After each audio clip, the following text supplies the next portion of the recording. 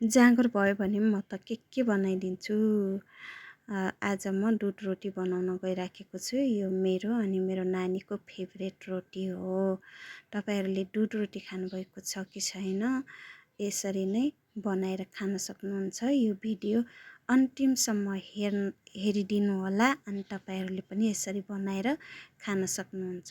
यसको लागि मैले मकैको पिठो सानो कटौराको 1 कटौरा अनि कोदोको पिठो मैले सानो कटौराको आधा मैले त्यसमा हालेँ अनि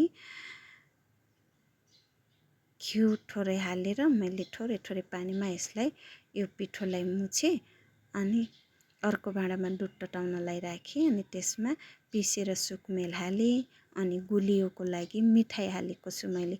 तपाईहरुसँग मिठाई छैन भने चिनी सक्खर जे पनि हाल्न सक्नुहुन्छ गुलियोको लागि। मैले मिठाई युज गरेको छु। अब त्यो तयार भएको त्यो पिठोलाई अब मैले सानो सानो टुक्रामा गरेर अनि यसरी मैले यस्तो आकारमा मैले रोटी बनाएँ। तपाईहरुले जस्तो आकारमा पनि बनाउन सक्नुहुन्छ तर मैले यस्तो शेपमा मैले यो रोटी बनाएँ यो पिठोबाट। यो पिठो चाहिँ मैले मकै र कोदोको पिठो मिक्स गरेर अनि यसरी मैले यो आकारमा मैले रोटी बनाएँ। उम्लिसकेको छ यतातिर यो दुध अनि उम्लिसकेको यो दुधमा एउटा एउटा गरेर यो रोटीको डल्लोलाई यसमा हाल्ने।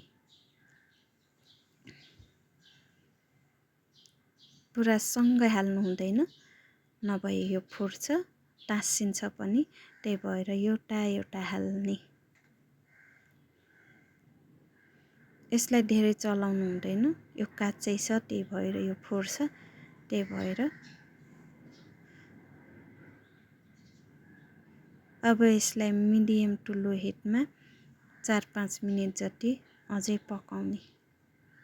सानो ग्यासमा पकाउने। यसलाई चलाउँदै पकाउने। यसलाई धेरै नचलाउने बिस्तारै चलाएर पकाउने।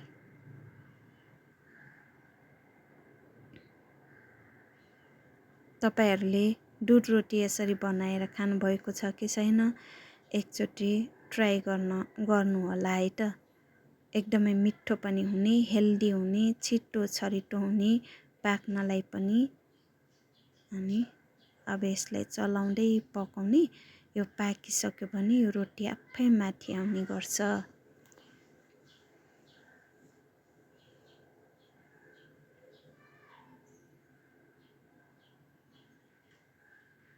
यदि तपाईहरुलाई पनि मैले यस्तै भिडियो बनाएको मन पर्छ भने लाइक, कमेन्ट, शेयर, सब्स्क्राइब गर्न नबिर्सिनु होला है त साथीहरु।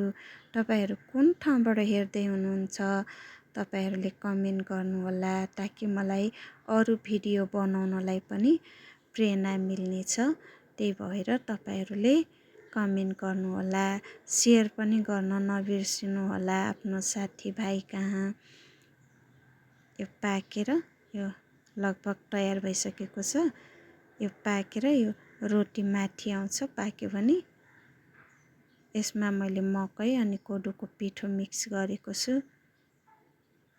मैले यो पाकिसकेको छ। अर्को भाँडामा मैले यसलाई सर्भ गर्छु खानको लागि। यो रोटी तात्तातै खाँदा धेरै टेस्टी हुने गर्छ।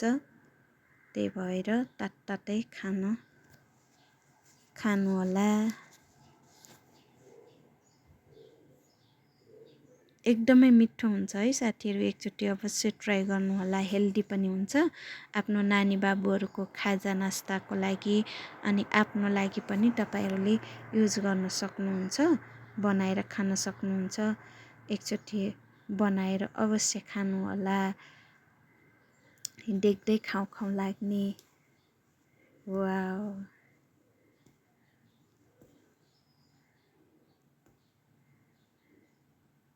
मैले यसमा गुलियोको लागि गुड युज गरेको छु मिठाई। तपाईहरुले सक्खर चिनी पनि हाल्न सक्नुहुन्छ।